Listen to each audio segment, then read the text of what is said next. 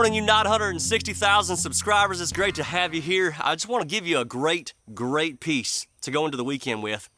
There was a man who forgot to put his phone on silent, and he was sitting in the middle of church. And the phone rang as loud as heck. It interrupted everything. Matter of fact, the pastor scolded him in front of everybody. Everybody from the left, everybody from the right leaned in and gave him dirty looks. And on the way home, his wife is like, "Why'd you have to humiliate us like that? I mean, you absolutely had your phone ring and everybody looked at us and you made a big spectacle." And the guy just felt terrible. Matter of fact, he never stepped foot in a church again after that day. But that evening, the man walked into a bar and he was still nervous and just humiliated from the day to the point where his hands were just kind of shaking. And so, being clumsy, he knocked over a bottle and it broke into 1,000 pieces.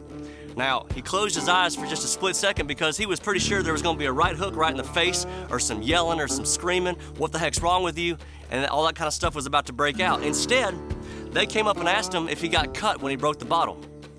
The waitress apologized and gave him a napkin. The janitor stopped everything and mopped the floor.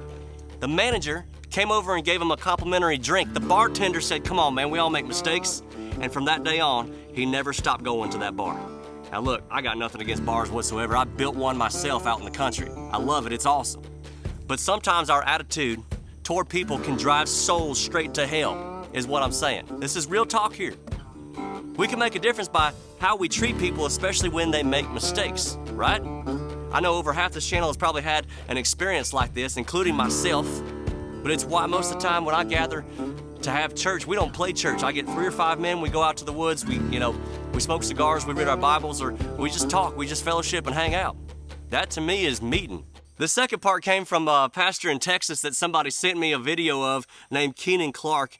And gosh, this rocked me when I heard it because he said, "I walk into Guitar Center all the time," which I can completely relate to. I'm a musician, so I've been in there 1,000 times myself. Every single time, without fail, you're gonna hear a 13-year-old trying to play Guns N' Roses.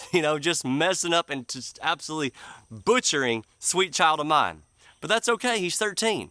It sounds like nails on a chalkboard to anyone who's actually heard Guns N' Roses, but that's just what's going on. I have never blamed Guns N' Roses for what some 13-year-old has done at Guitar Center in Jackson, Mississippi. I've never said I'm not listening to Guns N' Roses again because of what some 13-year-old has done. But that's what we do to God. We blame God for what Christians have done. Christians come in because they're not a perfect representation of Jesus. People say, "Oh, well, Jesus must not be that great." No, don't blame Guns N' Roses when some 13-year-old can't play it. Go back and listen to the master track. Go back and listen to the master the way it was actually meant for you to be heard.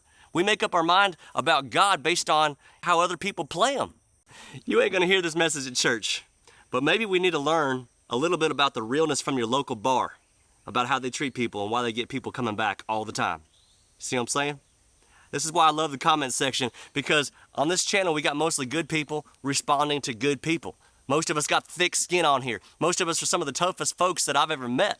But we all need love and community from somebody. I love hanging around people that make me realize I haven't checked my phone in hours. Those are the best people in the world to be around. When's the last time that happened to y'all? This is real talk, I know, y'all. But it's a big breakfast to swallow, but I do hope it made your stomach full. God bless y'all. Have a great weekend.